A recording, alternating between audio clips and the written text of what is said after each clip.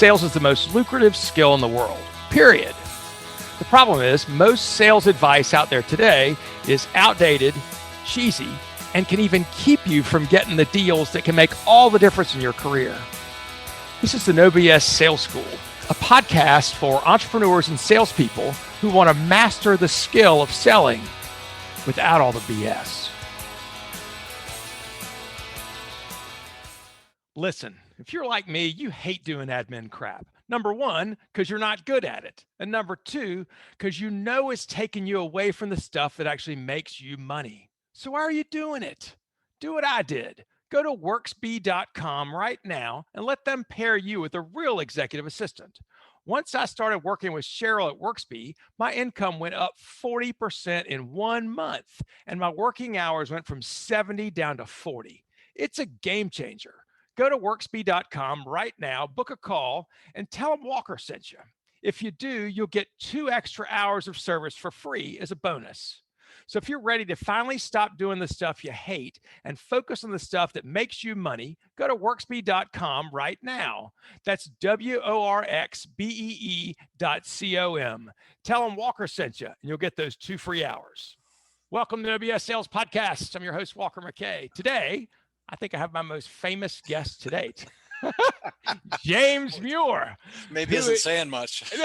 No, come on. James Muir is the founder and CEO of Best Practice International and the best-selling author of the #1 book on closing sales, The Perfect Close. And James also has like 91 paragraphs of other things that he does, and somehow he does everything part-time, and he's a freaking superstar at all those things. But anyway, hey, James Muir. Welcome to the podcast. I'm so glad you're here with us. Man, I love being on your show because of the no BS. That is my mantra, man. I try to make stuff simple. Well, you do live by that. And that's among the things I admire about you. James has perfect hair, perfect teeth, good looking guy, short shirt. Shit, I just aspire to be like James someday. I don't think I'll ever make it. So James, you at age, are you 40? How old are you? Oh, nice. You're very kind. I am 52. 52. I'm still older than you, so I feel good about that. But you seem to have about 3 different full-time jobs all at one time.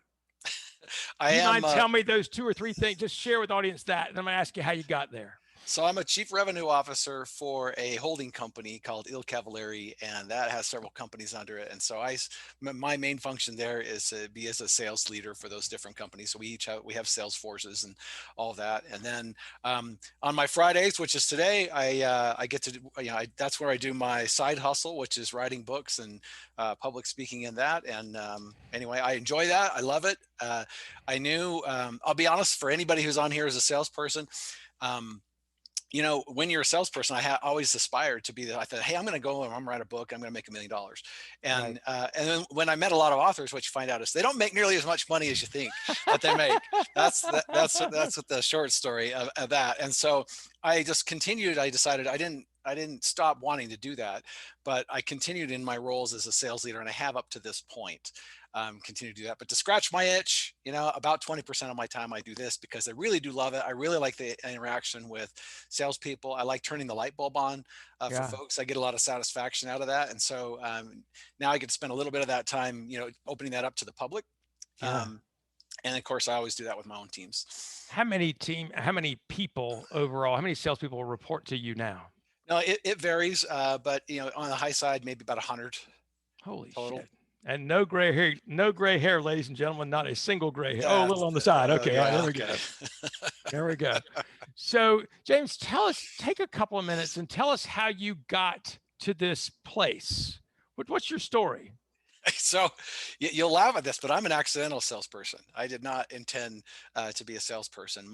When I was younger, my dad owned a chain of revenue cycle management companies. That's fancy talk. We called them billing services back in those days. Collection agencies, right? That's exactly right. Exactly right. And so we acquired a business in Salt Lake City, and they needed somebody who could help with operations. So I actually moved to Salt Lake City, and I'm from California, right?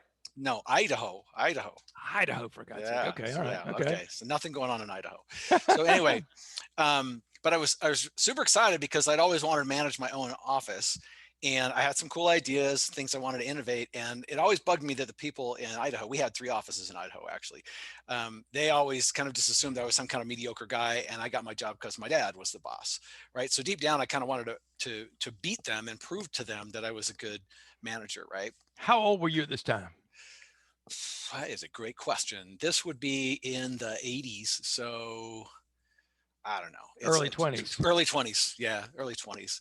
Right. So, and my part of my strategy, I wanted to be very high touch. And so I would go out with the salespeople and I would be the domain expert to answer technical questions. Right. And here's the funny thing is I would go out with all these visits and watching the salespeople do their part of the job and saying to myself, oh man, I hope I never have to do that. What was the part that made your stomach turn though? What specifically was it about the sales thing that made you go, hell no? It was the commitment side, and that's the funny thing, right? Of course, I'm known for the perfect close, but really at that, I understood how to help a customer get a result, but I'm not very good at persuasion. I really had the wrong idea of what selling is. Yeah. Right. And that's really the problem. And I think a Yeah. lot of us do when we, I think a lot of people do get drafted into sales, but Ooh. they might have some of the same misconceptions about what it really is and what really makes it work, like I did. 100%. You're right. We're going to get there towards the end of the show. Oh, by the way, I need to interrupt. For those of you that hang around to the end of the show, James is going to give away up to 10 audio versions of his book, The Perfect Close. So if you hang around to the end for that secret, you'll be good to go. So we'll tell you how to do that at the end. James, continue. So now, so you're riding with the sales guys. You were the technical expert.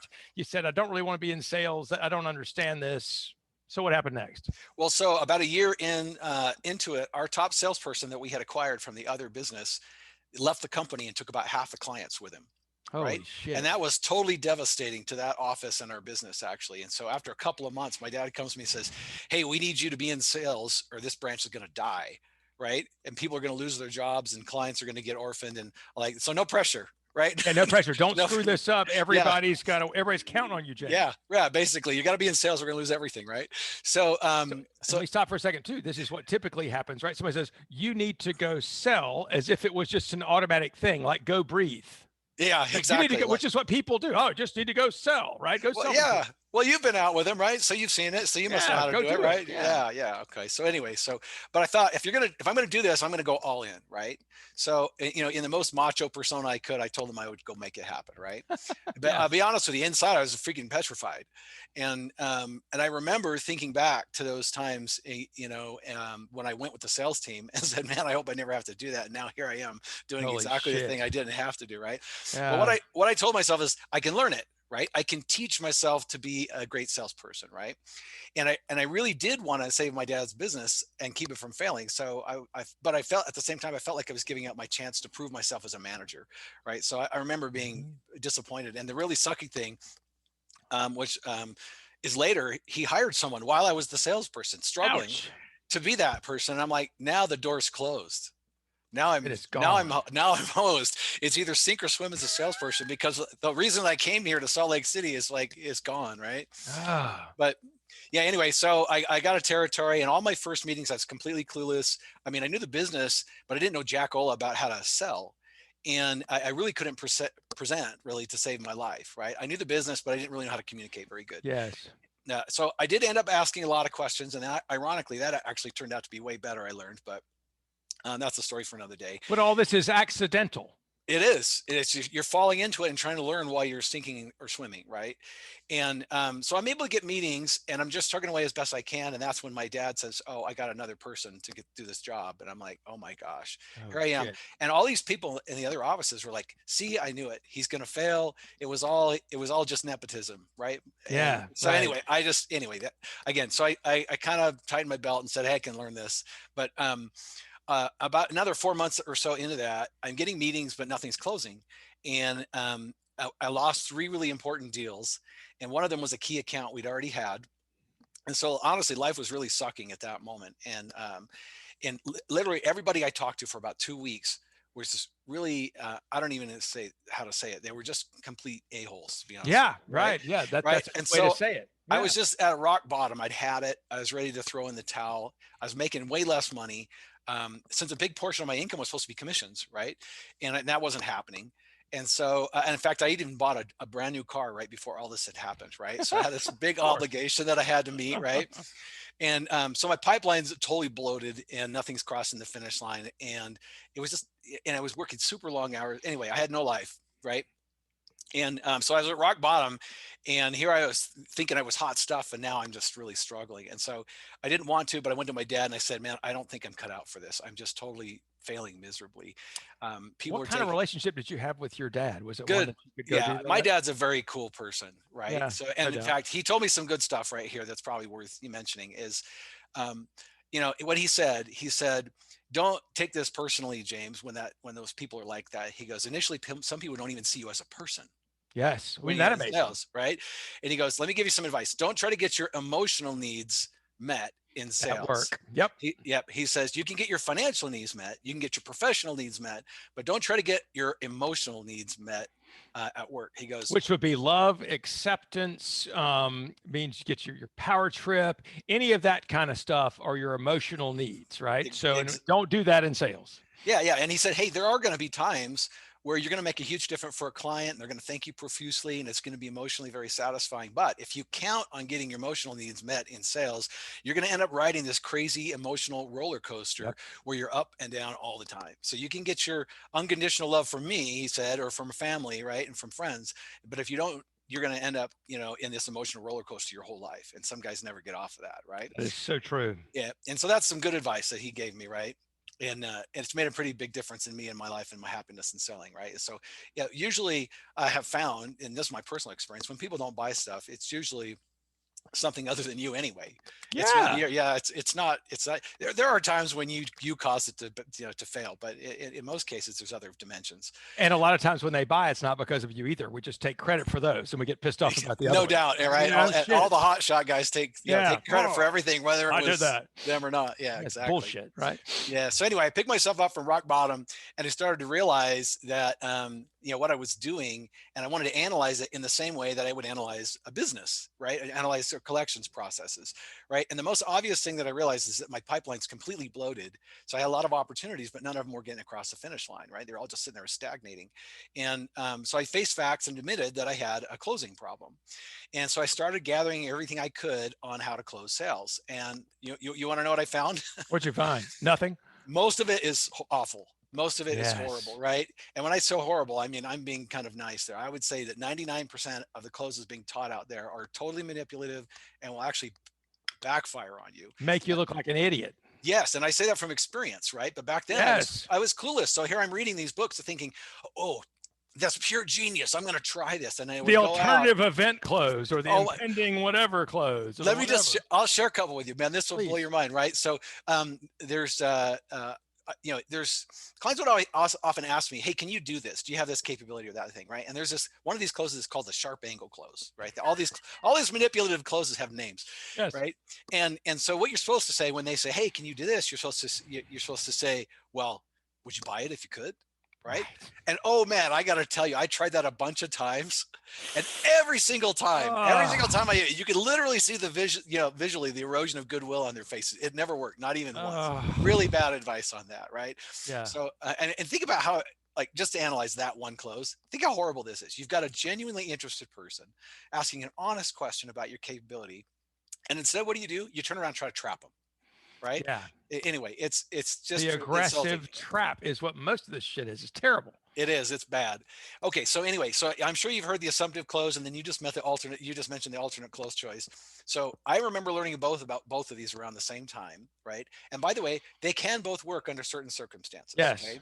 Okay. But I was really excited to try this on a really big account of ours. Okay. This client had hundreds of users of ours in our software and was trying to get. He wanted to use some of our services, right? And so I had a great meeting with these guys and discussing our services. And so just like it says in the book, at the right moment, right, you got to time all these. At the right moment, I asked this guy, their CEO and their chief operating officer together. I said, did they want package A or did they want package B?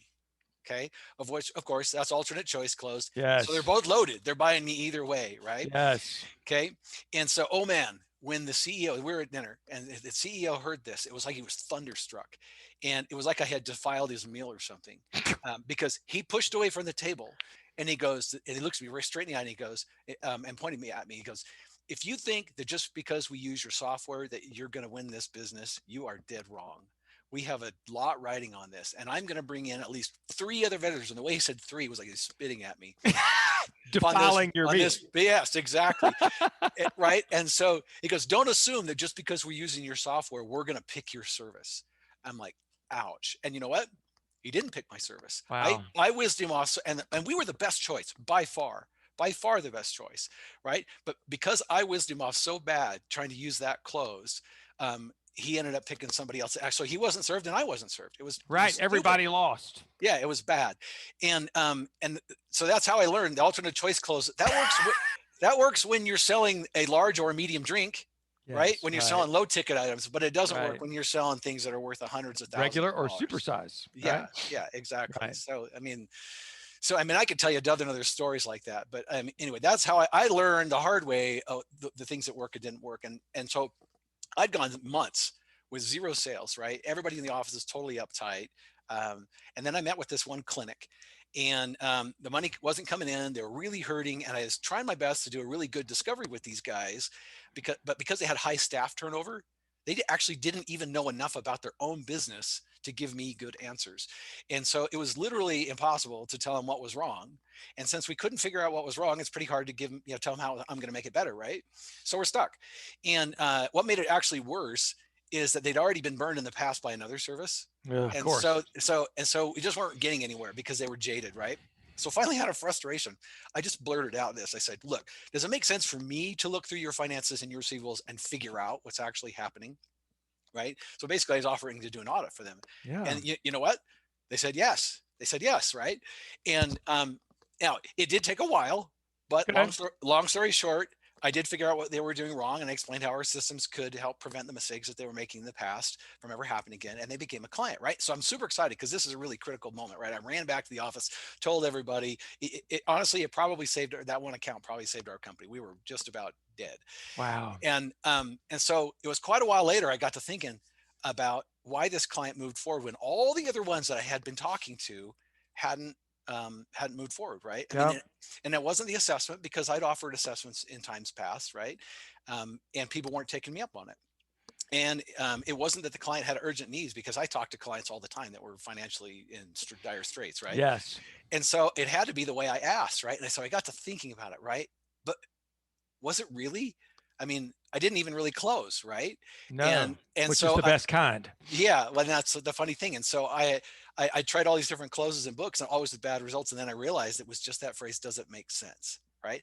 But I immediately, literally, when I thought that, I immediately doubted myself. I'm going like, too simple. Right. It's got to be hard. Yeah. But instead, I thought, I'll just try it. Right. I'll just try it. And holy smokes, it made a massive difference for me. One by one, I went back to all those opportunities, and I just asked them to take whatever the next step was, using does it make sense for us to, and whatever the next step was. And then one by one, they all started moving forward. Right. And of course, they weren't all moving at the pace I wanted. No. But they were all moving forward. Mm-hmm. Right, at the pace that they wanted to move forward. And so one by one, they all closed. It was completely amazing. It saved the company. My close ratio in the end was about 80%. Wow. And that's when I learned that the best close is the one that the customer is ready for. It's when we're trying to push the customer faster than they're ready for it. That's when it starts to feel like manipulation to them. Right. And so if we ask in the right way, you can keep every sale moving forward without any kind of pressure.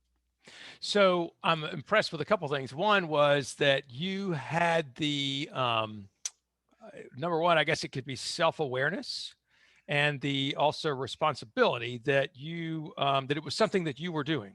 You were not blaming these stupid prospects, because that's often what salespeople do, is go, everybody's stupid, or they say our price, it's the company, the price is too high, or whatever, service sucks, we need to have better brochures, instead of looking at the person that actually is doing this, right? That has all the responsibilities. Is that somebody that you've always been? No, that kind of person who takes responsibility like that. And yeah. In fact, you want to know a good example of that? I am that way. So I have a couple folders in my email box. One is called accolades, And so very often I'll get an email from somebody that'll say, oh, holy smokes, James, I tried this and it totally worked, right? And I throw it in there. And I think I've got like 12 or 1500 emails in there right there. So if I ever have a bad day, I can just go in there and start reading those and it'll totally pick me up, right? But I Hilarious. also have another folder that says I suck. And that folder is for when I get the emails of when I totally blew it. All right. And I put them in there because it just reminds me, oh, I need to improve in some way. And I'm also a musician. And In your spare time. yeah, that's it, in my spare time. And so I have some, you can't see it, but on either side of me here, I have some instruments. And why I bring this analogy up is when you play music, if you're writing your own music, your friends will actually tell you when your music sucks, because Ah. if they don't, then what happens is you go out and you play sucky music in front of a bunch of people, right? And they're stuck hearing it because they got to go. Then they're stuck Exactly. watching you make a fool of yourself, which can be fun for a little while, but not so long. Yeah, so I mean, you really should be seeking the feedback, right? Instead of being in denial, right, which is blaming it on the customer or whatever. You surely should be seeking that feedback, because there's always, nobody's perfect, right? And even if you think you've nailed it because you've been doing it for 20 years, you find that habits that you had before have gone, and you've lost them a little bit because you haven't been keeping up on all of your skills, right? Yeah. And so anyway, I like I to say I'm sometimes it's not 20 years experience, it's 1 year experience 20 times. yeah, there you go. You don't ever learn a goddamn thing.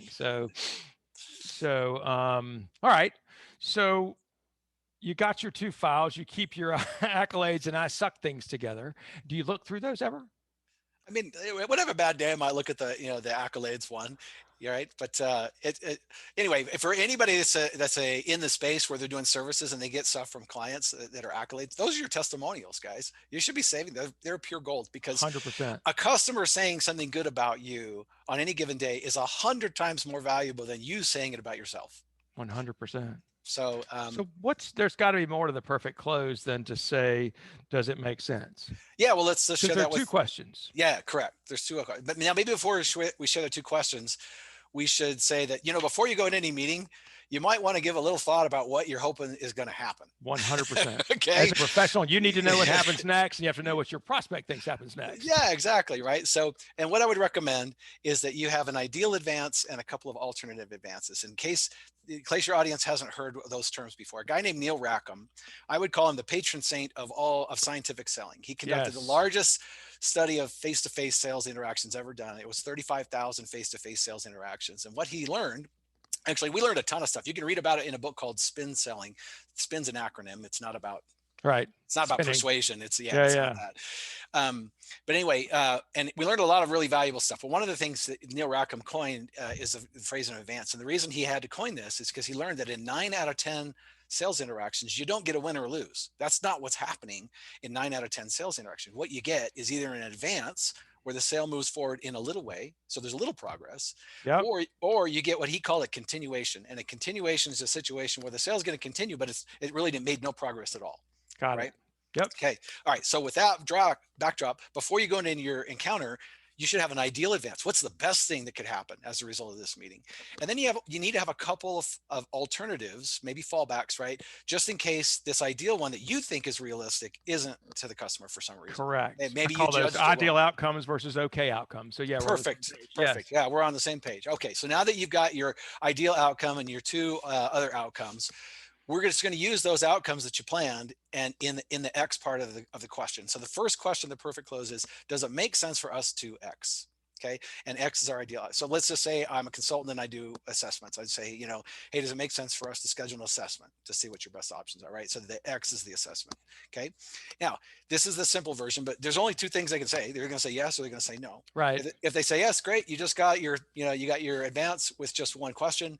If they say no, the kindergarten version is for you to just throw the ball back to the customer and say, okay, well, what do you think is a good What do you next think step we then? should do? Yeah. Yeah, Good. Okay. right. And what will happen, even with that kindergarten version, you're going to get in probably 90% of cases, I've been on hundreds of ride-alongs, about 90% of the time, the customer will suggest a very logical next step for where they're at mentally in their buying process. Okay. Now there's a way to upgrade this. Especially if you can upgrade it quite a bit, especially if you sell something that people don't buy very often. Okay. Like I was in large healthcare IT systems. And so sometimes these people would only buy one in a lifetime. So they're not very Right. good. If I just said, hey, what do you think is a good next step? They might not actually know a good They don't next step know. Right. because, yeah. Yeah. So we use a different model called the suggestion, and it's really the same. You're just going to suggest something. So it would go something like this. You'd say, other clients at this stage tend to do this, tend to do X. Yep. Does it make sense for us to do X? Yep. Okay. So you're just telling them what a logical next step is. A third And party story. and you could even use that in your fallback. So like if you say, hey, does it make sense for us to X? And they say no, you could say, well, other clients at this stage will sometimes do this other thing. Does it make sense for us to do that? See how we're just suggesting? You're just facilitating is all you're doing. Yes. Right? And it's no pressure, which is among the things I love about it. That's the beautiful. In fact, let me give some confidence to your audience here. So there's a company called Gong.io, and these guys do call analytics. They ask this question, say, what is the single best closing technique that's out there? And they analyzed over 1 million calls looking for the answer to that question. And what I'm telling you right now, I'm sharing with you the answer to that question. And I didn't learn it from them because they've been around for, they stole that shit from you. 8 years. Yeah. So I've been doing it. I don't think they did. But, yes, they did. Yeah, anyway, but what they did find after analyzing 1 million calls is that the perfect close, which is what we're sharing right now, is hands down the best approach, and that the top performers actually use it about 3 times an hour. So that should tell you that it doesn't get old the more you use it, because you're just going to adapt it to whatever the circumstances are. But that's why you got to take a minute before you go into your meeting and think, okay, what's the best outcome? What's the, from where we are right now? Yeah. Yeah. Really, right. There's a fun alternative. The fallback is what you do, if they say no, but the funner version is the add-on. And the add-on is where you say, hey, does it make sense for us to X? And they go, yeah. And you go, oh, well, sometimes clients at this stage also do this other thing. Do you want to do that too? And sometimes they say yes, right? And so you can keep piling it on. The point is that we're either going faster or slower, depending on what the client's trying to do, right? And I'll tell you a crazy story. With the add-on, that what you say at the end is you say, are there any other logical steps we should be considering right now? That's what you say when you run out of suggestions. Yeah. Okay. With the fallback, you're just going to use that original question where you say, what do you think is a good next step then? Okay. And so I'm working with a healthcare organization in Arizona. We think we're presenting to the wrong people. It's an IT guy and his team, right? And so we wanted to present to the executive team, the managers, because we thought that's who's going to make this decision, right? Yep. So we do our thing. And I asked this guy, say, after we're done, I say, hey, does it make sense for us to schedule, some time for the rest of your team to see it so we can get their feedback and input? And he goes, yes, that's great. We need everybody on board. I'm like, wow, cha-ching, I got my advance, right? And so I said, I look at my list, and my second thing on the list, I said, well, a lot of clients at this stage will want to schedule time for our technical people to talk about the conversion. Does it make sense for us to schedule some time for our tech people to talk? He goes, yeah, absolutely. My guys are really worried about that. I'm like, woohoo, 2 for 2, right? So I look at my list. Third thing, I say, it looks like we've got enough information here to at least create a preliminary proposal for you. Would you like, does it make sense for me to put together a preliminary proposal so you can get a feel for the scope of this? And he goes, yes, that would be very helpful. And I'm like, wow, I'm 3 for 3. Okay. So I just asked in this last question, right? I said, well, is there any other, logical things we should be thinking about right now? And you will never believe what this guy says. So he kind of lowers his voice. He kind of looks around a little bit and he goes, well, James, is there any chance we could get a copy of your standard agreement? Because our legal people can be kind of slow, right? And I don't know what you're thinking right now, but on the outside, I'm like, cool as a cucumber. Yeah, like, oh, of course, I'd be happy to get you. As a matter of fact, I can, sure. Yeah, but on the inside, I'm like, yeah, baby, are you kidding me? Of course I can get you a contract. Now, think about this, man. We didn't even think we were presenting to the right people. I would have never dreamed in all my days that asking for a contract would have been a logical advance for this meeting. But because we paced it diplomatically using this add-on technique that we just learned, we scored an amazing 4 advance, one of which we never even dreamed of, right? It's really awesome. Yeah. And I would just argue this. Imagine for a minute that instead of the first thing being asking for the meeting with the other executives, I said, hey, does it make sense for me to get you some paperwork? I just don't think it would have come off. No. Right. And that's the whole point about it's when we push them faster than they're ready for. That's when, but we're doing it this way, we can pace it exactly at the rate that the client's ready for. Right. And sometimes clients are actually willing to go even faster than you realize, but you won't know until you ask. Right. So the interesting thing to me, and I've learned a couple things from this conversation. Let me share that with you if I can. Number one, I love your 2 email folders that I suck in, and I'm great. I just think that's the freaking best. I love it. I'm gonna steal that, and my I suck one will be a whole lot more full than the other one. I really like the add-on, and the reason I like them, well, there are many reasons I like the add-on, but among the others are towards the end of our conversations, of a sales conversation, the trust in my mind, sales is having somebody trust you enough to give you money to make a problem go away. That's the definition of sales. And that there's a timeline that goes from the beginning where there is where price is, I don't know, it's important, and over time it becomes less important. And at the same time, their trust in you needs to continue to go up through the sale. And if we get to the end and they're thinking they want to buy, but then they feel manipulated, if I show you a way, would you buy today? Kind of crap, right? Mm-hmm. Then all of a sudden it blows up, and even to cut off their nose to spite their face, they will get rid of you, like the guy did Boom. who you got dinner with. He'd be like, F you, I'm out of here. You're a jackass. And people are so attuned to that stuff. Absolutely. Let me just add some fuel to that. Okay. Please. And I mentioned it just briefly in my book. I don't spend a ton of time on it, but here's the thing. In the first few seconds, when you meet a person, they're actually judging two things: warmth and competence. Okay. And what warmth is they're trying to judge your intent. Okay. So what they're saying, this happens in seconds. Is this person trying to help me or trying to hurt me? Okay, that's what they say. And then if they decide, okay, this person, actually, regardless of the answer, the next thing they do is they look at your competence. Is this person actually able to execute their intent? Right? Meaning, if this person's trying to help me, is this person really a threat? Could they actually do something? Or if this person can help me, can this person actually really do something?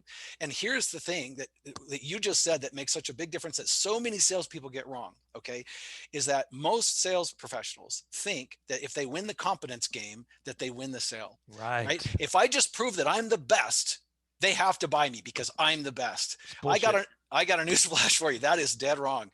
And what the data shows is that warmth and intent issues are judged primary, meaning it happens before they judge competence, and they weight it heavier than competence. Okay, which means you have to win the trust battle and the intent battle first before you can prove competence. And a lot of guys don't do that. And so I'll give you another example. Okay, I'm managing one of my guys, and a customer called me on the phone and said, "Don't ever send that guy back here again." He goes, "That guy has commission breath." Okay, Ooh, and that captures what we're trying to avoid in a nutshell, right? That guy could tell that he wasn't interested in helping him out. He was just trying to line his pockets with that customer's money, right? And so as soon as they detect that there's no trust, what happens is the entire sales process becomes dysfunctional. They will withhold information from you. Yeah. And so now, if you can't get a good diagnosis, how are you supposed to give a prescription to solve the problem? You can't. Right. And so really you have to win the trust thing. And well, here's the for good, better, or worse, there's at least three different ways that you are silently projecting your intent onto the customer. That is, there's something called mirror neurons. It's in a short version. When you go to the movie and you see a character and then there's something sad happens to the character and you feel sad, those are mirror neurons. You sympathize with the other person. It's a whole invisible level of communication that happens. Okay. There's something called micro expressions. They're very brief. They're uncontrollable. They're about 1/25th of a second. And most people cannot detect them overtly. They can't say, "I just saw that." What they say is they describe it as a feeling. Right. And so you're giving these away all the time, these little micro expressions all the time. You can't hide them. Okay. And the last is something called paralanguage, and that's the tonality in your voice. And for example, if your significant other, you ask your significant other how they're doing, and they say, "I'm fine." Right. You can definitely tell by the way they said fine that they are not fine. Fine, right? it's not good. Right. Fine, Yeah. not good. So these are just three ways that we're silently communicating our intent. When you first explain this to sales professionals, they go, well, James, how do I control all of those things? And here's the answer, guys. You can't. You can't control it. So the only way to project good intent is to actually have good intent. Okay. So right. If you are, like I was at the beginning, trying to kill it so hard, you're leaning into it so hard, you're sending all the wrong messages. What you want to do is get off of yourself and just think, hey, how can I best help this customer? How can I really make a difference for them? And you know what? That might involve you. It might. I hope it does. But on the other hand, it might not. Right. And if it turns out that it's not going to involve you, then what you should do is do the best possible way to serve that person in that moment. Be 100% present with that person. And I'll tell you a crazy story.